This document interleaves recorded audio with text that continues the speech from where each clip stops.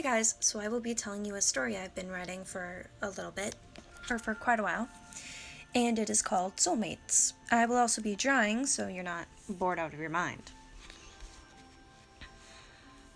Soulmates are something that everyone talks about. How could they not? You're born with what the first words your soulmate says to you on your own arm. Most people's words are cute, like, hey, how are you? Or, hey, cutie. Your soulmate supposedly has your first words to them on them as well.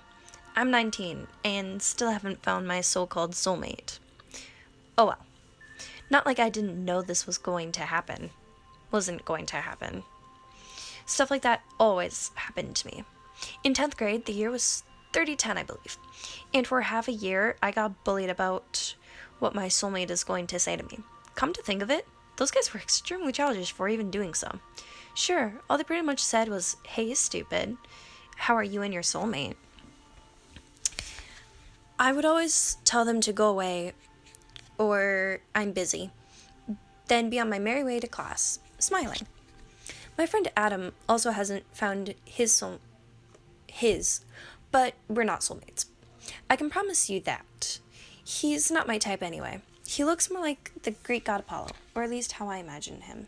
He's too preppy anyway. For me. He's blonde with curly hair, has hazel blue and brown eyes, and a slim but muscular body. Okay, I lied. He is my type, but I'm not planning on dating him. Not yet, anyway. I myself look totally out of his league. I have messy brown hair, green eyes, I'm short, and skinny as heck. Like I said, he's totally out of my league. On top of that, his name is Adam, while my name is Levi. My parents loved an anime called Attack on Titan or something like that, so they named me a character from it. Really lame, I know. My parents are pretty attractive, I guess. Not to me, of course, but to others, I suppose. My mother has green eyes. She usually has her hair in a messy bun, so anyone wouldn't be able to tell her actual hair length. My father has brown eyes and blonde hair. I have two sisters, but don't see them often since they live with my parents. They both have blonde hair and hazel green and brown eyes. They just turned 2, and they're adorable but very annoying sisters of mine. Whenever I go there, I bring them some kind of sweet or treat just to take my parents off.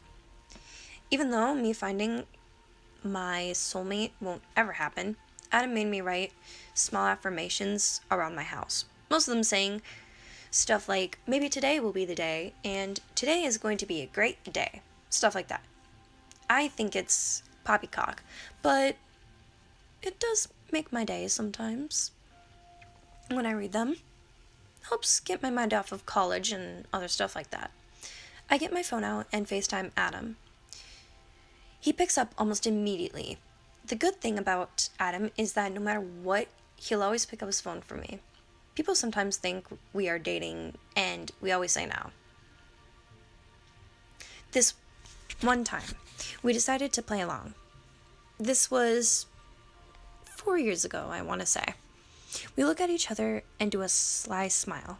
We looked at each other and did a sly smile, putting our arms around each other's shoulders. Yep, and we're so madly in love, right, babe? Wrong button. Right, babe? I asked him. So in love, Adam agrees. Adam pecks my cheek, and I grabbed his shirt collar and kissed his lips. By then, the person left. When I pulled away, I licked my lips jokingly at Adam. Your kissing skills need work, my man, Adam said and winked. Like you're any better, I tease. Better than you are. Let's just get to my house before people ask us if we're dating. More people ask us if we're dating. We then walked home. Getting my mind off of that, I splash water on my face, getting ready for work. I have a part-time job as a photographer, and a full-time one as a fashion designer for fandoms and whatnot when I'm not at college. like animes, comics, TV shows, etc. I'm headed to my fashion designer job right now. I check myself out in the mirror and do gun fingers. I go inside of my living room and sit down on my couch. I get my phone out and I get my fall coat on and wrap it around my shoulders, grabbing my motorbike keys and heading out of my house. I went out of my warm and cozy house and took a look at it like I always do. It's almost all baby blue, but it has white lining around the windows. The trimming is a cream which trails all along the rim of the house. You can see the orange curtains that are covering any chance of seeing the inside of my house. It has a brown door with light orange trimming and a white circular window with orange trimming around the edges of it. It's not too big, about 25 feet tall. I arrive at work early, like always, and go to my desk.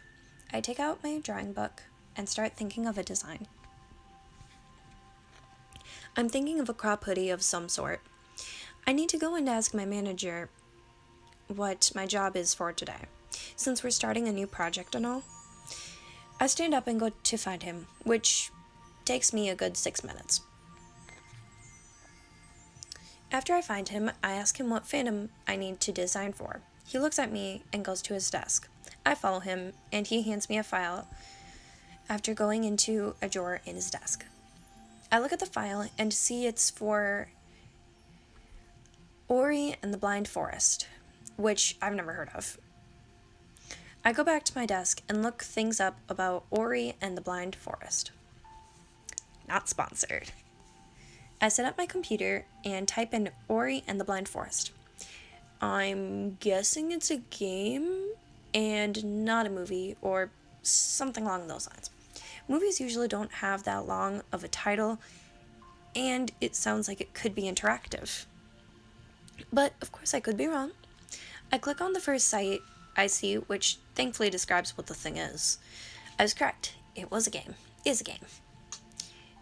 I read a bit more information about the game, so I can get a feel about it. I draw a few sketches down on what I think, then go to watch a gameplay so I can get all the characters and such. Which, thankfully, my boss allows me to do when I haven't seen the thing I'm doing the fashion for. I look up my favorite gameplay YouTuber, whose name is Ghost Playthroughs. His videos are always so entertaining to watch, and makes every game funny, except the sad ones. He takes those ones very seriously. After about an hour of research, I already had design ideas down. I stretch in my seat and get out my notebook labeled materials from my backpack. I write down the materials I needed for the outfits, forgetting some. I look at my design notebook and decide on what I need, writing in the materials book once again. Here's the second story. It is called 2080 Masquerade. I hear the noise of the people around me. I'm merely shaking in my dress. I walk around trying to find somewhere to get away from all the music. I bump into someone and I fall down. I let out a small squeal, surprised by this. "Oh, my apologies, sir. I stutter out before getting cut off by him. "No trouble, mistress," the male I bumped into says, placing a hand out for me to take. His voice was a gentle and calming tone.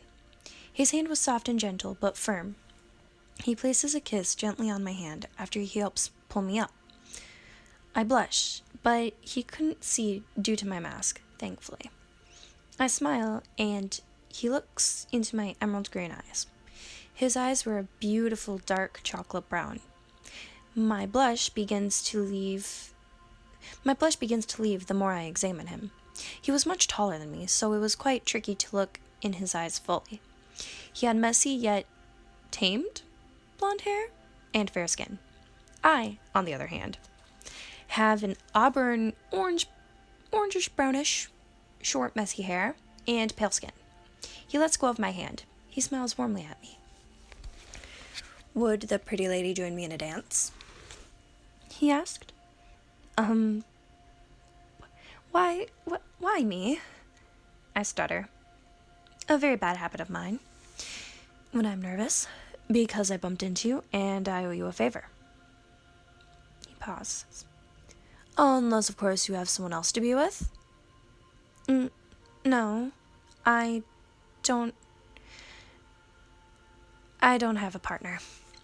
I look back at the jerk who left me behind to flirt with others. I gently scoff. The boy brings me to the dance floor. He places a hand on my waist and holds the other. I place my hand on his shoulder. He pulls me close to him. A song begins, and we begin to dance. A few times we both went solo and danced by ourselves. I was in my own fantasy most of the dancing by myself.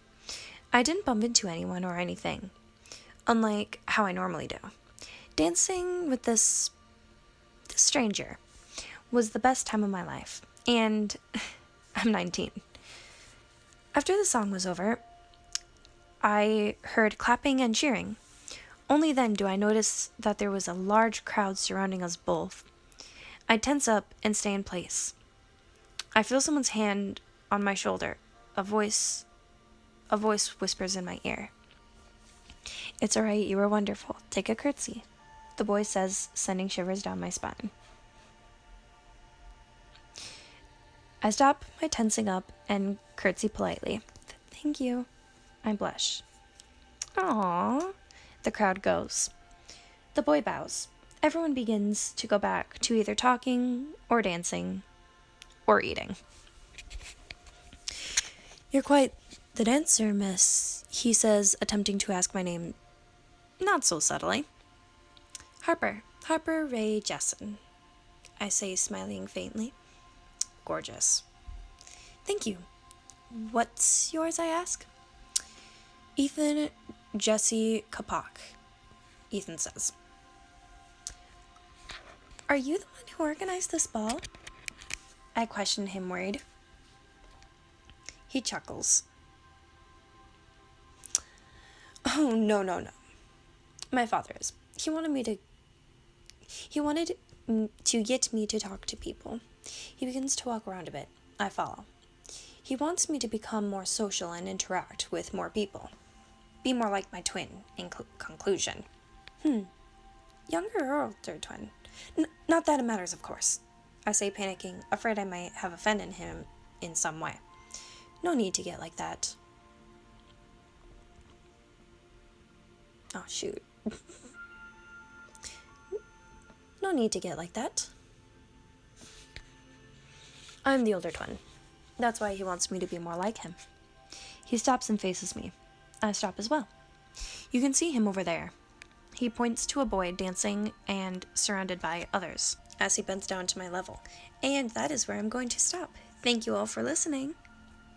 Hope you all have a terrific day, and please do not take my books. Yeah, thank you.